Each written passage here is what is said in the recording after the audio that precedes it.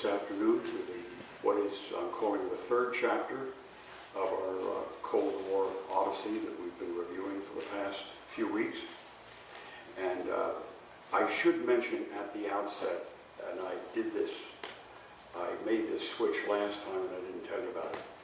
So the way this was originally advertised, the second chapter was going to include not only the Kennedy-Johnson administrations, but also the first term of the Nixon administration. And then I realized that there is so much involved in just the Kennedy-Johnson years that I had to make some switches. So second chapter was just the 60s, 61 to 69 with Kennedy and Johnson. And so this one, chapter 3, starts with the Nixon administration when he was inaugurated in January of 69. No other changes than that are planned. We will have the fourth chapter as originally advertised. So in this particular time, we'll be looking, as I say, at the Nixon and the Ford and the Carter administrations, essentially the 1970s. And on the opposite side, Brezhnev was sitting there all alone by himself, very much in control of the Kremlin. A strong man, of very clear dimensions. Let's take a brief moment to review the origins of the Cold War. In 1945, at the end of the most lethal war that humans have ever fought, the alliance that had won the war, the Russians and the Americans and the Brits, aided by the French and the Chinese, the Big Five, were triumphant. They had completely defeated Germany. Germany was smashed. This was the summer of 1945. Japan was about to surrender, and the Allies, as I say, were triumphant. That alliance lasted a very short time, really the duration of the war. And so we have to ask ourselves, why was it that this alliance came apart so quickly and became what we now call the Cold War?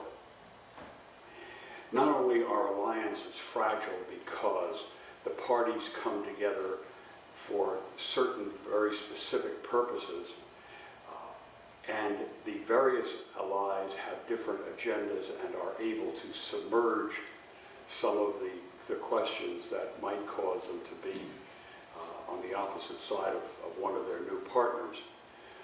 This is true of alliances at all times. The enemy of my enemy is my friend. This is the foundation of alliances. So in 1945, with the Germans defeated and the Japanese about to be defeated, then new interests emerge. And for the Soviets, it was very clear, for Joseph Stalin, it was very clear what the agenda called for, and that was to establish a buffer against the West. The West being the origin of so many invasions of Russia, most recently by the Germans. So whereas the United States and Britain demobilized their armies and returned them to civilian life very promptly throughout the rest of 45 and into 46, the Red Army was intact. And the Red Army was all the way to Berlin. And as we have said before, Germany had been divided into Allied zones. The East Berlin was the Russian zone, Poland, Hungary, as I said, Poland, Hungary, Czechoslovakia, all the countries that lay behind what Winston Churchill a year later called the Iron Curtain were very clearly subservient to the Soviets. The Soviets not only were interested in this buffer between themselves and the West, but they also had an ideology derived from Marx that told them, because it was scientific and therefore solid and could not be questioned, Their ideology said that capitalist states always fight among themselves.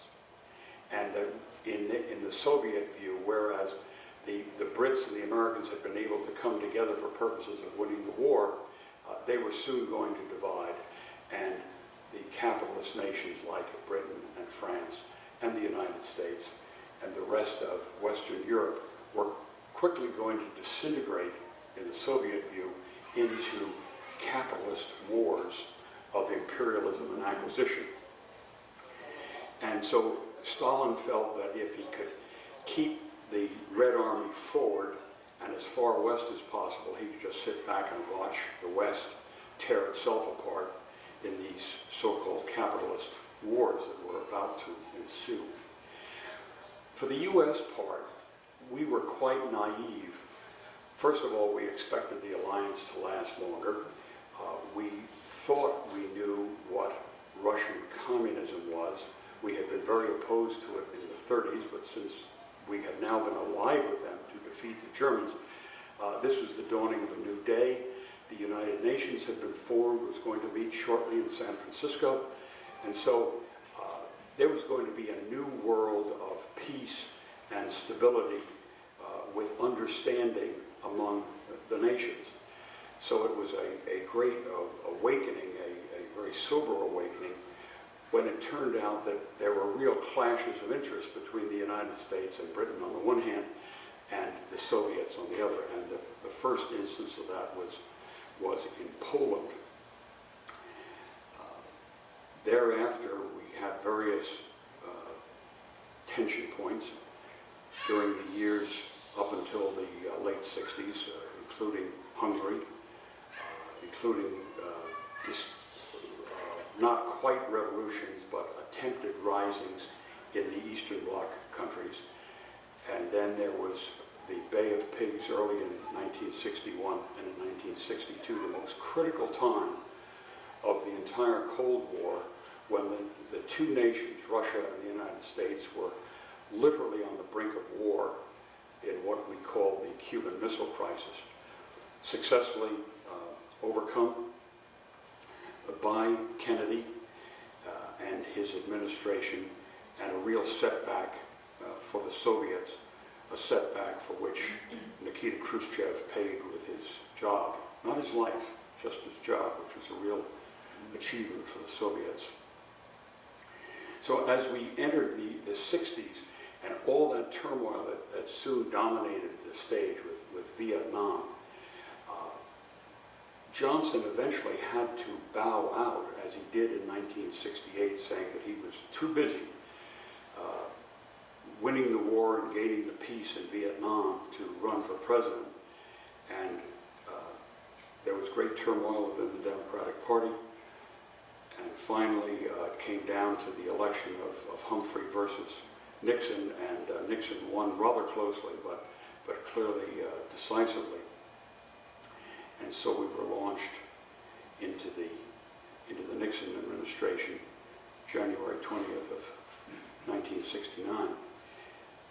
In the 60s, into the 70s, almost to the end of the Cold War, there was all this very esoteric discussion going on surrounding nuclear weapons, throw weights, MIRVs, first strike capability, the survivability of a first strike. And it's interesting to look back on this in retrospect, because neither side, and this is as true for the Soviets as it is true for the United States, neither side seriously contemplated a first strike. Now, we were convinced at the time that the Soviets were chomping at the bit and would hit us with missiles at the first opportunity they had. They thought the same of us, but neither side ever pressed the button. And so one of the ironies is that we went through all these mind games of how we would fight a nuclear war and who struck first and with what force and how we would counter it, and all of these, as I say, esoteric discussions. Meantime, the two sides and our allies were armed to the teeth. As I pointed out last time, in the early 60s, we had a 10-to-1 ratio of nuclear weapons compared to the Soviets. We had 10 times the nuclear weapons, deliverable nuclear weapons, that the Russians had. They never went for a first strike. We never went for a first strike. But here the two camps were armed with more lethality than possibly the human race could survive if even a small number of those bombs went off. Civilization as we know it would have vanished. Yet we were involved in all these discussions. MIRV is an acronym that means multiple independently targeted re-entry vehicles. One rocket, 2 or more nukes on each rocket. And these rockets, as we know, were like artillery shells, i.e. they followed a trajectory, but whereas an artillery shell might go 15 miles, 20 miles, these intercontinental ballistic missiles could go 5,000 to 7,000 miles with extraordinary lethality. So these were this was overhanging all these events that were occurring day to day. In the background was always this thought of enormous weight of arms, hair trigger ability to react quickly to whatever the provocation was, if the provocation were serious enough. Amidst this gloom, a very happy event occurred on July 20th, 69, and that was Armstrong landing on the moon, the successful first moon landing. One small step for man, one giant step for mankind. A truly remarkable event. And when we think back on it, it was absolutely extraordinary that we were able to we, humankind, were able to put into space these rockets, this technology, and 3 individuals, 2 of which who stayed up orbiting the moon, and the 3rd who went down in this rickety lander and actually stepped on the moon. And this was a highlight, of course. The Soviets had long before, as I say, probably around 64, 65, had decided they were not going to engage in this moon race. It was simply too expensive. And the lesson from the Cuban Missile Crisis was, for them, that they had to rearm significantly. They simply didn't have the money to do both. So while the U.S. continued with the space race, thinking that the Russians were just a step behind and gaining on us, while we continued with the space race, the Russians were arming, so it was clear by, say, 67, 68, that we were clearly in front and we were going to be first to the moon. A little bit of political irony, Kennedy announces it in 61, just after after the Bay of Pigs crisis, that in this decade we will land an American on the moon. And of course it was his arch rival Nixon who is sitting in the president's chair as Armstrong stepped on the moon in 1969. Meantime, the Vietnam War just ground on, and the grim viewing that we had every night in our living rooms, and the grim existence that our men and the Vietnamese and the North Vietnamese and the Viet Cong had in the field in those years of the 60s. That war just ground on and on. In 1970, on May 1st of that year, Nixon announced that he thought it was necessary for the United States to bomb Cambodia, an otherwise peaceful nation slightly to the west of Vietnam. And so the United States B-52s dropped a lot of bombs on Cambodia then and subsequently. And student uprisings occurred across the country. most significantly or most visibly at Kent State in Ohio, where, and I don't think to this day the reason why is known, but National Guard troops came onto the campus, lined up with their rifles at the ready, and fired into student demonstrators. And as Crosby, Stills, and Nash wrote, 4 dead in Ohio that day. It was a terrible scene, and there had been so much student unrest and citizen unrest, not just students, but it seemed to be most visible on the campuses around the country throughout the 60s. But here, with a new administration and a man, Richard Nixon, who was not beloved by most of the students and younger demographic of the United States citizenry, in the president's chair, this just would seem to be too much. And this is such a vivid picture from that time of, this was May 4th, a few days afterwards, at Kent State. Sometime later, the Pentagon Papers came out, and this was a remarkable history. This was an internal history prepared by a fellow named Daniel Ellsberg within the Pentagon. He was a Pentagon employee at the time, civilian employee of the Pentagon. And McNamara, Johnson's Secretary of Defense in the 60s, had said to some subordinates that he wanted to pull together a complete, thoroughly documented history from the Pentagon's point of view of the Vietnam War. And it's 1945 to 1967, a 22-year history copiously documented and referenced and pulled together by Daniel Ellsberg. Ellsberg was a man who was, I would say, a bit to the right when he started out with this. He was a Pentagon employee. He was cheerfully working for the administrations that were prosecuting the war. But as he dug into this and saw what the documentation said to him, what it revealed was that every administration, Eisenhower and Truman and Eisenhower and Kennedy and Johnson, had been lying about the Vietnam War. Public statements were issued describing the war and describing our war aims and describing what our motivation was, and the actual documents lying behind these remarks, these public remarks, revealed deception, duplicity, outright lies to the public when the officials knew better as to what the real situation was in Vietnam.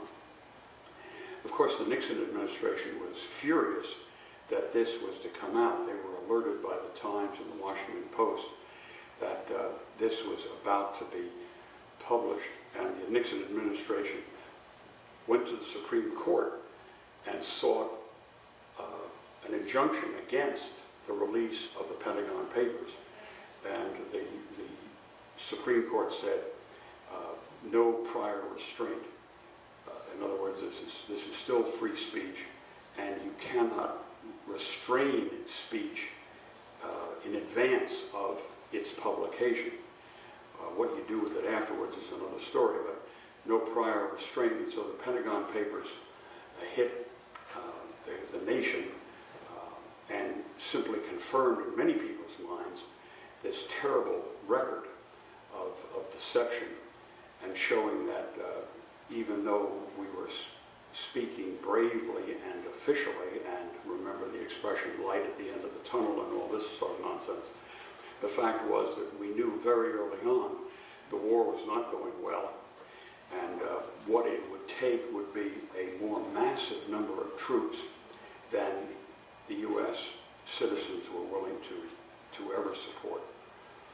So it was very clear, even though Nixon was opposed to the Pentagon Papers. Of course, when he had come into office, he and Kissinger and others were planning a de-escalation, a disinvolvement of U.S. troops in Vietnam.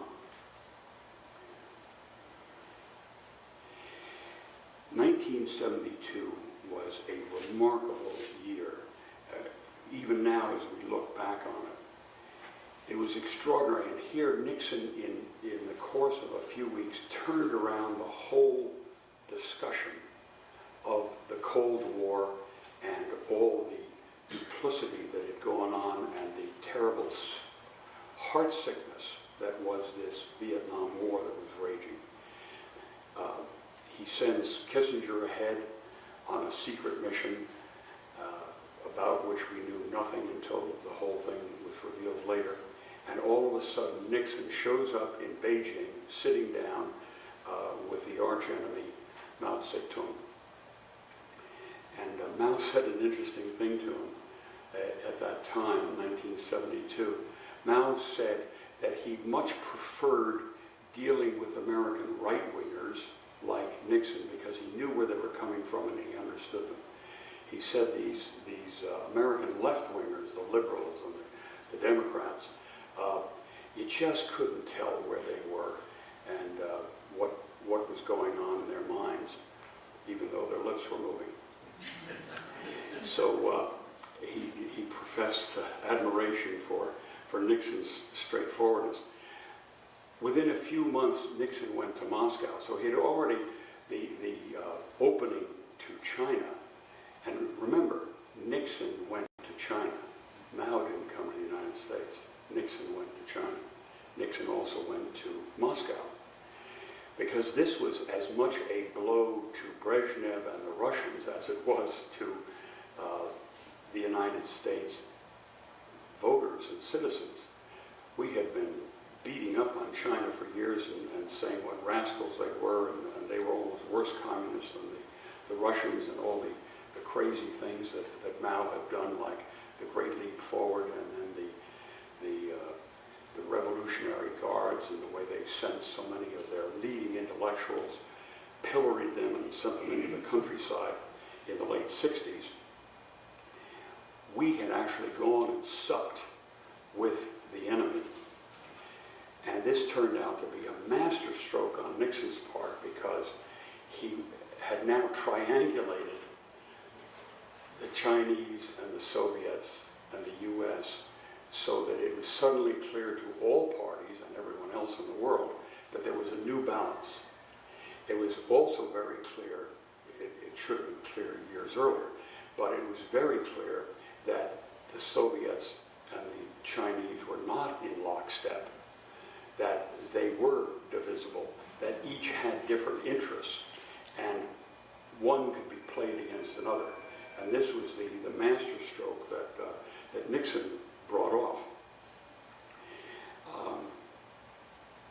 He was running for president that year and very successfully won that. And oh, by the way, there was a small break-in at the Democratic National Headquarters in Washington in June of 1972. Nothing to write home about, it just was one of those things. And the burglars were caught, kind of red-handed, and ultimately they would go to trial. But that wouldn't happen before early 1973, and so Nixon was re-elected in November of '72 by one of the largest margins ever recorded in American history. Truly a triumphant year for Nixon, but this little incident in June was a small seed that was going to lead to a very big development over the next several years. The summer of '72 was also remarkable because of large grain sales to the Soviet Union. Now, in the early 60s, Nikita Khrushchev had been bragging that he was going to open up what he called the Virgin Lands, the great expanses of steppe in Ukraine, rich, deep soil that had been the breadbasket for Europe for almost a century. And Khrushchev was going to open it up even more. There was going to be more grain produced in these steppe lands, and pretty soon the Soviet Union would be outproducing the greatest grain producer at that time, the United States. Fast forward 10 years, and the Virgin Lands did not pan out. Russian production dropped, and all of a sudden the Russians are coming to us cap in hand saying, may we buy some grain? The Russians wanted to keep the grain sales low, relatively, or imperceptibly low, or perceptibly low, but that was not the case. It was 25% of the total U.S. annual grain production that we sold to the Russians in 1 year, and there were later sales spread out over the 70s, the remaining terms of Ford and Carter. So this was a major setback to the Soviets and their claims to be able ultimately to outstrip the capitalist West in all things. But here we had put a man on the moon, and now we were selling them grain. It was a humiliating situation. However, it was not without its pain for us, because this large amount of drawdown of our annual production, great for the short term, and wiped out all the surpluses that had been building up. But it also contributed to inflation already in 1972, and because of the oil shocks that were to come later in the decade, starting the next year, it laid a foundation of inflation, and it was only to grow from that point. So not an unmixed blessing, but it certainly made the Soviets look bad at the time. Early again in 73, Kissinger and Todd, the Vietnamese emissary, had been holding these secret talks, actually, starting in 69 and 70. They had been having secret talks at various places, and then ultimately those talks became public. And in January of 73, the two of them were able to announce that the United States and North Vietnam had agreed on peace terms, and that the long-standing war in Vietnam was going to come to an end. This was a great event, of course. The two of them shared a Nobel Peace Prize a little later. And starting within 2 months, U.S. troops began to come home, prisoners were being exchanged, and the Hanoi Hilton was emptied out, and the very brave men who were there, like John McCain and like Jim Stockdale and many others, were coming home. It seemed like peace at last, but there were concerns that the problem was not quite over, and that the North Vietnamese and Viet Cong were still pretty aggressive, and that certainly bore fruit within 2 years, which I've included this picture of Saigon, the American embassy in Saigon on April 30th, 1975, with a helicopter taking people off from the roof of the embassy. And as we know, not all of them made it.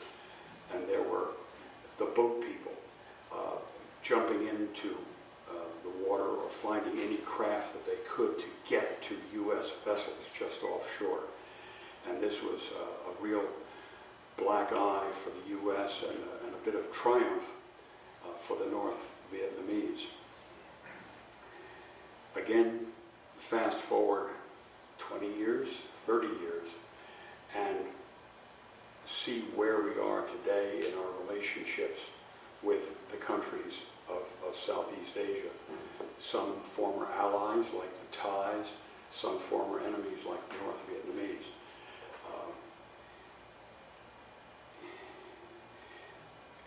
I think in retrospect, it's very clear that that was a war that never needed fighting, and yet it was so enormously costly for both sides. Again, I keep saying this was an eventful year. 72 was an eventful year. 73 was an up and down year. We had the grain sales and Nixon triumphs in 72. We had the end of the so-called end of the Vietnam War in 73. A little later in the year, in October, Egypt, together with some of its Arab allies like the Syrians, attacked Israel. Now remember, the Six-Day War in 1967, the Israelis thought they were on the brink of an Arab attack, and they hit back very fast, and within 6 days had totally triumphed over their Arab enemies, had retaken Jerusalem, all of it. And the Arabs were deeply, deeply embarrassed by this loss. Once again, they had been unable to defeat the Israeli foe. And Anwar Sadat, the new president of Egypt, who has succeeded Nasser as president of Egypt, Anwar Sadat was a man of extraordinary vision, and what he believed very strongly was that even if the odds were against the Arabs, they had to attack Israel. And that was the foundation of what was called the Yom Kippur War of 1967, October, striking Israel on the eve of Yom Kippur, one of their holiest days. And as I say, Sadat figured that even if he was going to lose, the Egyptians had to do it. The Egyptians and the Arab allies had to do it because it would demonstrate that at least they had the manhood to fight against the Israeli foe on their own initiative. And as has been said in other situations, they simply weren't going to take it anymore. So there's one picture here of Egyptian tanks headed north across the Suez on pontoon bridges, and several weeks later, Israeli tanks coming back the same way. It was a life and death struggle there in the Sinai and in the north of Israel against Syria. And it was a very near-run thing because Israel came very close to defeat. But they fought and were able to ultimately rebuff the Syrian Air Force and tanks in the north, and they soundly defeated the Egyptians in the south. Meantime, the U.S. position was we will give limited aid to the Israelis, which we did by refurbishing their supplies that they were expending at such an enormous rate, and we would keep the Russians out. And we were successful in this. The Russians wanted nothing more than to get into this little fight and, of course, be on the side of the Arabs and triumph over the Israelis. And we were not going to let that happen, so we simply froze them out of the combat itself. And ultimately, as I say, after several weeks of the bitterest fighting, the Israelis were on the offensive again. And now our job was to restrain the Israelis from going all the way to Cairo. So as part of the Cold War, both the Russians and ourselves, in some cases, encouraged our allies to do things, and in other cases had to hold them back because the risk of involving the major powers was too great a risk to run. So we were able to we were able to keep the Soviets out, and we were able finally to restrain the Israelis. They charged not only across the Suez Canal, but as I say, they were headed right for Cairo, which is quite a few hundred miles south of Suez.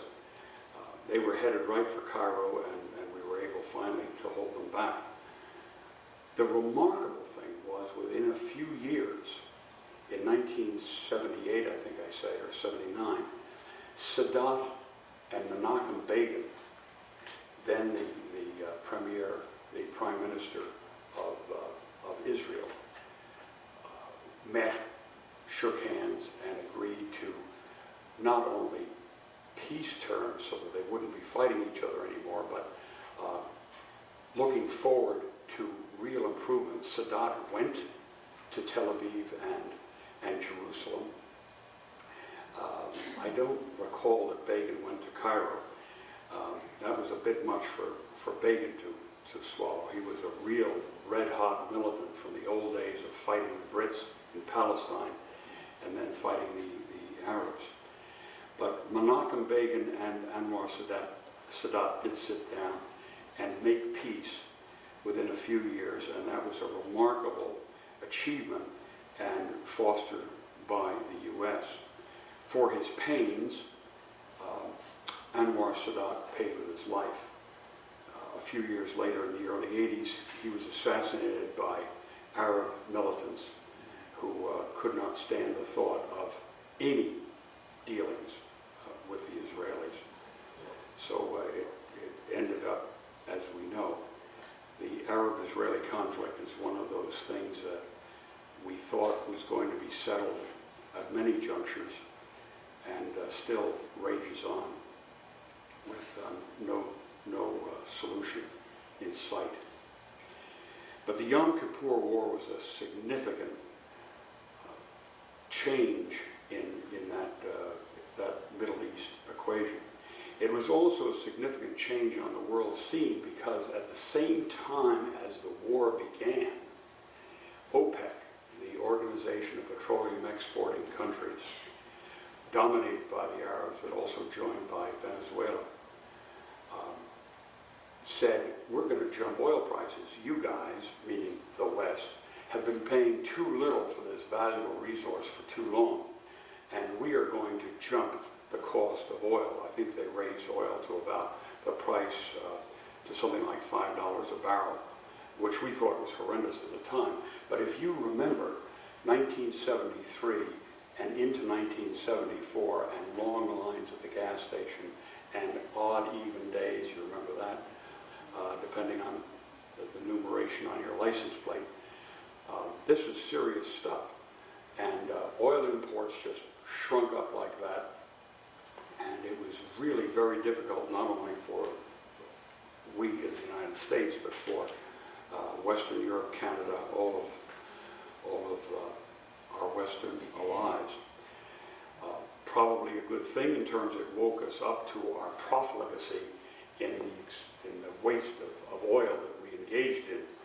And it was really then that we began thinking of how to conserve our petroleum and everything that has followed since. This is a graph that shows more than 100 years of oil prices. And you see there's a little blip here in the beginning. This is in the 1880s when oil production was very low. But then the big blip here in the 70s. And 1973 was just the first of the oil shocks. There was another oil shock in 77, 78 that boosted prices again further. And we know what the downstream consequences of that were, because for years and years and years, it is only recently that oil prices have begun to come down. But it was not too long ago that we had $100 barrel of oil on the world markets. Now it's maybe $40 if the oil-producing countries are lucky. And we've started fracking, and the U.S., it is fair to say, is independent of foreign oil imports, which was something that we sought in the 70s and the 80s and the 90s, and even into the George Bush years. We were talking about what do we need to do to get oil independence. Now it's been achieved. The flip side for the Russians is that Putin benefited enormously from the rise in prices, and he came into office around 2000. And throughout the early years of this century, oil prices seemed to be climbing, and the Russians were benefiting enormously, and that gave them a lot of leverage. Since then, oil prices have shrunk, and the Soviets are in as bad a position as are the Saudis and some of the others other nations that we were very fearful of for a while. And then came Watergate. So Watergate was like water torture for Nixon. It was drip, drip, drip every day, starting really in January of '73, when a judge by the name of Sirica had before him the fellows who had broken into the Democratic National Headquarters in the Watergate complex there in Washington. And it became pretty clear, it was clearly suspect, but then it came out that these guys were in the employ of the White House. There was this operation, very badly named from an acronym point of view. So in '72, the people around Nixon formed the Committee to Re-elect the President. That acronym is CREEP. Not the best acronym that you want to have if you're forward-looking and going to take the White House. So CREEP appeared to be the paymaster of these fellows that had broken into Democratic National Headquarters. Well, what's the beef? So they did some rinky-dinks with the Democrats. That's the other party. That's okay. I mean, it's kind of reprehensible, but it's not the end of the world. But what turns out was that these same fellows were carrying out a policy by CREEP and by Nixon himself, which was to cover up another operation called the Plumbers. So the Plumbers were guys who stopped leaks. That's what plumbers do. And Nixon was convinced that there were leaks all over, and that, remember, he tapped at the instance, at the initiative of Henry Kissinger. Nixon had some of the phones tapped of Kissinger aides, thinking that they were all a bunch of left-wingers, and they were probably leaking also. So it was not so much the break into the Democratic headquarters that was the problem. It was that if that word got out, if those guys started talking, then the Plumbers would be revealed. And what they had done, among other things, is that the Plumbers had broken into the offices of Daniel Ellsberg's psychiatrist. So remember Daniel Ellsberg? Pentagon Papers, 1971. Nixon had a long memory, and he was not going to forget about Daniel Ellsberg. So he sent the Plumbers to break into Ellsberg's psychiatrist's office and see if he could get some goods on Ellsberg. If that had come out, which of course it ultimately did, it would be very embarrassing. So people were paid off, and Judge Sirica learned about these payments. Nixon appointed a special prosecutor and fired him in October of '73. Then the Senate committee, chaired by Sam Ervin, began meeting and heard the testimony of John Dean, who was counsel to the president. He was the legal advisor to the President of the United States. And what John Dean retailed to the committee was that all the day-to-day goings-on in the Nixon White House revolving around Watergate. Now, Nixon was saying at the time, Watergate is not a problem. Watergate is just this minor thing. These guys broke in. They were clearly acting outside the law. And I am not disturbed in my prosecution of U.S. interests abroad, and I am vigilant in my protection of America's position in the world, and I don't lose a night's sleep over this Watergate matter. It turns out, because we now have the tapes, that Nixon and his two key aides were every day meeting, talking for hours about Watergate and how to stop it, how to put a lid on it, how to avoid the consequences of it. Meantime, the Russians and the Chinese are thinking, what is this? here is the so-called leader of the Western world, and he's being gone after because of this penny ante burglary. No big deal. What's wrong with this? What's wrong with this picture? Because clearly they didn't see the implications to a democratic society that the U.S. saw. It was an amazing period of time that we went through in those late 60s and early 70s. And the Watergate still has repercussions to this day, because you can see that the suspicion of government, whoever is in office, whoever is the president, whichever party seems to be running things, there's just this innate suspicion that they're all rascals and they're up to no good. And they're not only taking from our pockets, they're probably taking our liberties at the same time. Just a little footnote, a personal footnote. In 1976, I was doing some work for the steamship industry that brought me to the attention of a very intelligent and very determined woman who was working for Elizabeth Dole in the Department of Transportation. And when she invited me to Washington, not Elizabeth Dole, but this other woman, and she invited me to Washington, gave me a personal tour of the White House, which was very nice, and she asked me if I wanted a job in the administration. Ford had now taken over, so that seemed a little bit better. And I said, yeah, I'd definitely welcome that. I'd be interested in that. And that was the last I heard of it. I mean, I expected within a few days that the FBI would be knocking on the door and wanting to vet me and go through all that drill, and I had to submit a questionnaire and all that business. Everything just died very quickly. And the next time I talked to Judith, which was about a year later, she was not nearly as warm in our conversation as she had been before. And I think, what's going on here? Then I remembered.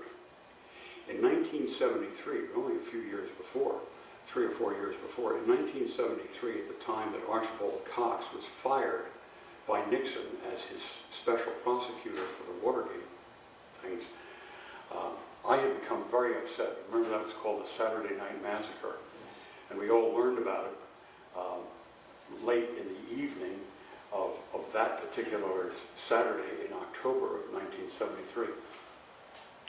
I was so upset at what Nixon had done that the next day I was in New York City. I'd been out on the island seeing my sister and took the train into the city. And as soon as I got into the city, I sent a telegram to Nixon, President of the United States, Washington, D.C. And I said in the telegram, you're a traitor. Because I felt so exercised about this firing of the special prosecutor. Of course, when it came time to investigate the bona fides of this guy named Green for a middle-level position in the DOT, they find the telegram, which explains why Judith was not my warmest, closest buddy at that time. So, personal note. I've been told to watch my mouth, and that was a lesson I only learned later. Watergate, of course, had an enormous downstream effect, and the combination of Watergate and Vietnam and what was being called the imperial presidency resulted in some real limits on presidential action. While this was going on in 73, and Watergate had really not come to everyone's attention right away, there was an election. There actually had been an election in Chile in 1970, and an avowed Marxist, not a communist, a Marxist, had come to power by the name of Salvador Allende in Chile, a minority president in 1970. In 1973, he was overthrown by a Chilean general by the name of Pinochet. But from 1970, when Allende was running for office, until 1973, when Pinochet exercised his coup against Allende, and during which Allende lost his life. The U.S., and specifically Henry Kissinger, was doing a lot to undermine Allende and disrupt the Chilean elective process. We were doing this because Kissinger and Nixon were convinced that if this Marxist came to power in Chile, it would be all over for the U.S. involvement and interest in South America. This again is part of a falling domino theory. If Chile were to go communist, which it wasn't going to, but if it were to go communist, then all the dominoes would fall, and pretty soon, south of the border, we would have raging red communism. So it seemed like a good idea at the time, but it was clearly overreach. And when Congress, which of course happened to be a Democratic Party Congress, took over in 74 and into 75, and all the committee chairs were in the hands of Democrats, especially Frank Church from Idaho. They were hell-bent to restrain the presidency, and as a result of that, the War Powers Act came into effect. And now any U.S. president can exercise his authority as commander-in-chief anywhere in the world at any time, but under the War Powers Act, within 30 days he must notify the Congress with a clear explanation of what he did and why he did it, and how much longer this, whatever action it was, however long this action is going to last. That clearly isn't in the Constitution. It clearly is a restriction on presidential authority. And so far it has not been harmful, but at some time in the future it conceivably could be.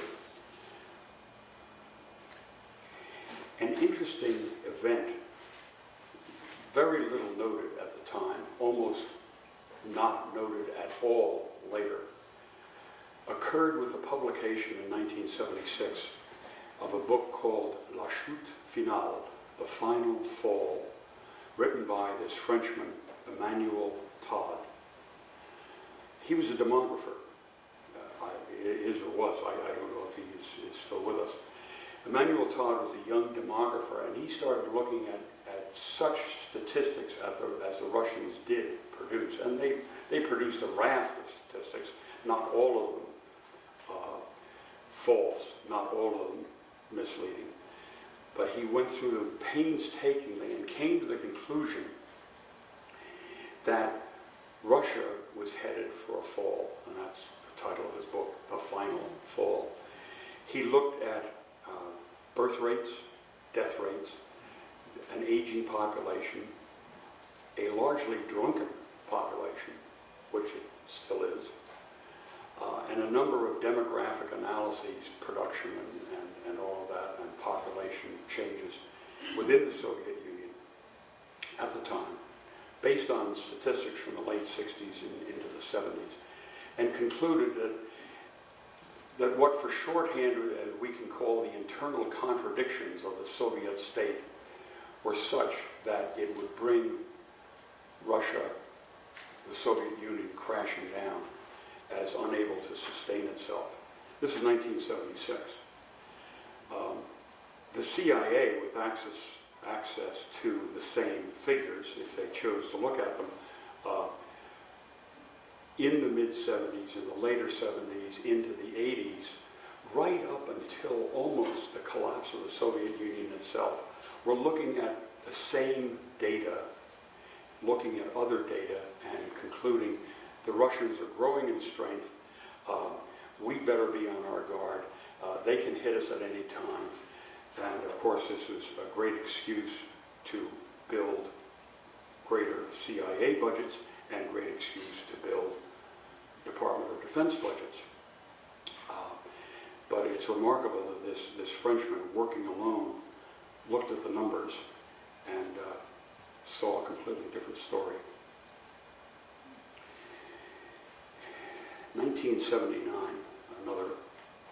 to remember.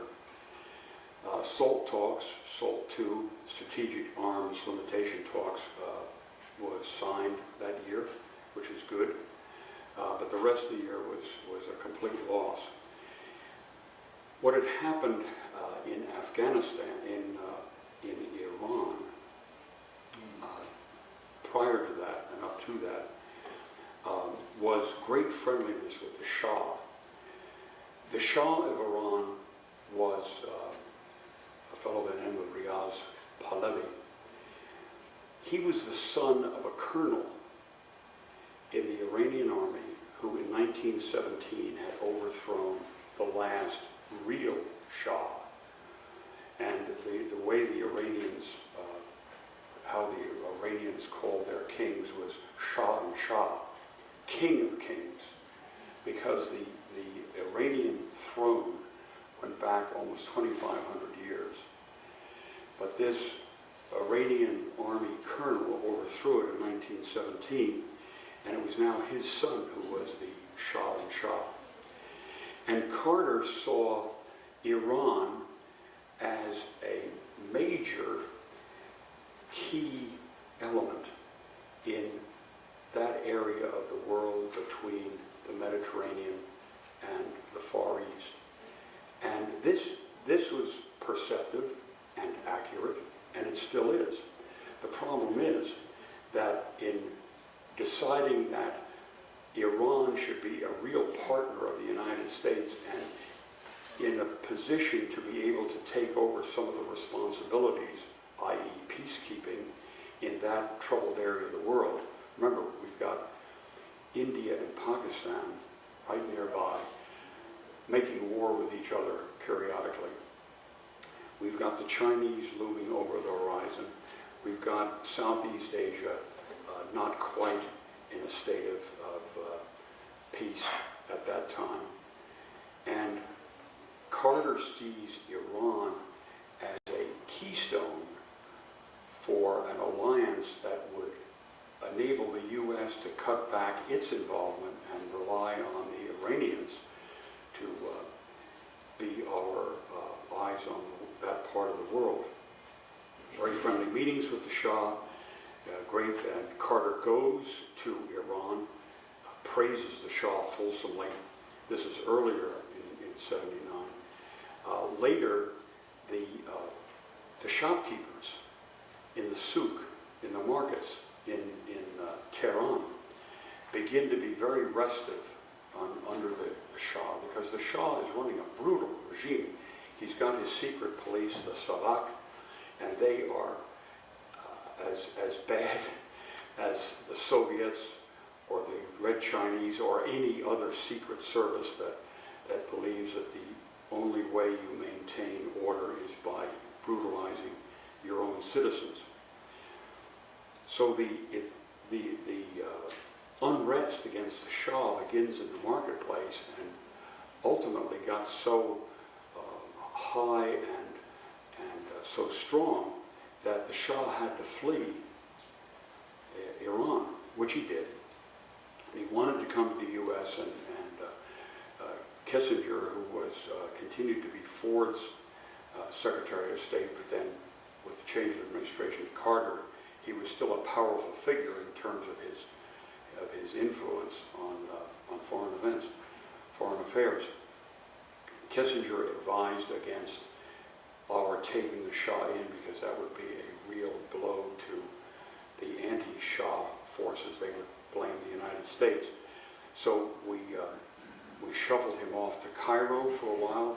It turns out he was very sick. He was not only fleeing the mobs in Tehran, but he was sick to boot, cancer. And then we saw to it that he had a place a hospital to go to in Panama. And all the time the Shah is begging to come to the U.S. because he knows he's going to get the best medical aid here, but it was simply geopolitically not in the cards that he was going to come here. He dies,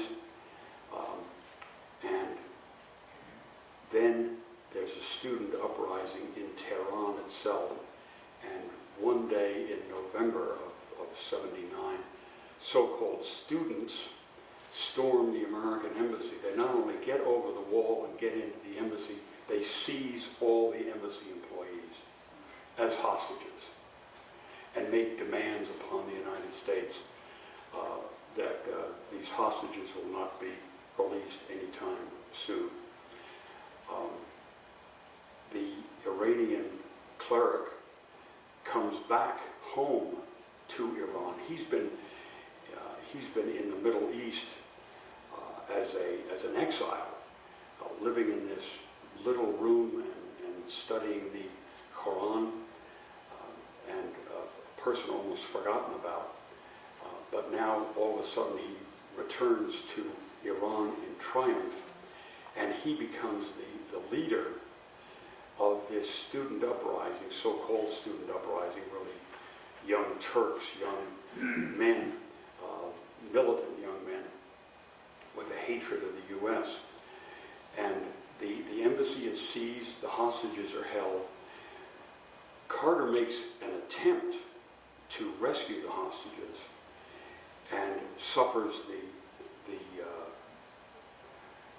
mistakes that were made, not necessarily mistakes, the breaks of history, such that 2 helicopters broke down. One of them was severely damaged and could not be possibly rescued. And so the rescue had to be called off. And now Carter is looking like a sap, because not only have the American hostages been seized in the embassy, and days and months drag on, but the rescue attempt has now failed, which puts into perspective somewhat the attempt, successful attempt, to kill Osama bin Laden a few years later, in the first Obama administration.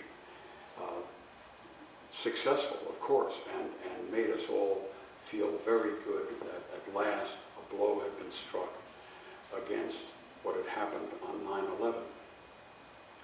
But it was the successful attempt against bin Laden's life and the attempt to rescue the hostages in Tehran years before were very much the same thing, and they hung by a thread.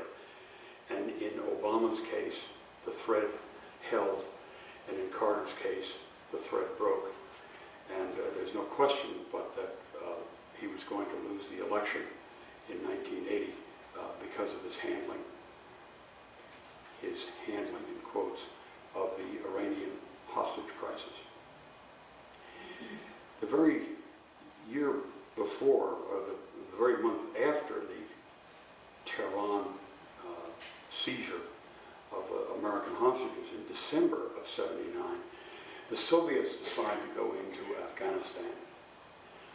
So there had been regime change. They had been a puppet communist, Afghani communist running the country. He had been overthrown. Now there was a new fellow. The Russians saw their interests in jeopardy, and so they sent Soviet tanks into Afghanistan, seized the country, and seemed to be completely in charge of Afghanistan. But again, downstream consequences. Years later, we're now talking the early 1980s, after the Russians have been in there for several years. The U.S. begins to funnel arms, small arms, to the Afghanis who were opposed to the Russians. It's these very people, these Afghani rebels, who are fighting the communists so valiantly, fighting the Red Army so valiantly in Afghanistan, that years later were surrounding Osama bin Laden and all his efforts to destabilize the U.S.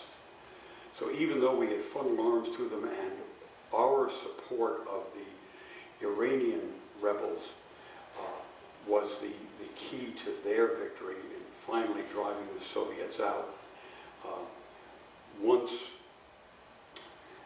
the American army was on the ground in 1990 attacking Saddam Hussein, but on the sacred ground of Islam in Saudi Arabia.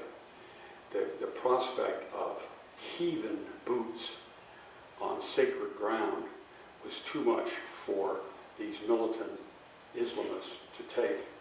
And so, as I say, the very people who we had supported turned against us with enormous downstream consequences to the United States. As will be discussed next time when we talk about the end of the Cold War, the Soviets were in Afghanistan for 10 years and ultimately they had to withdraw.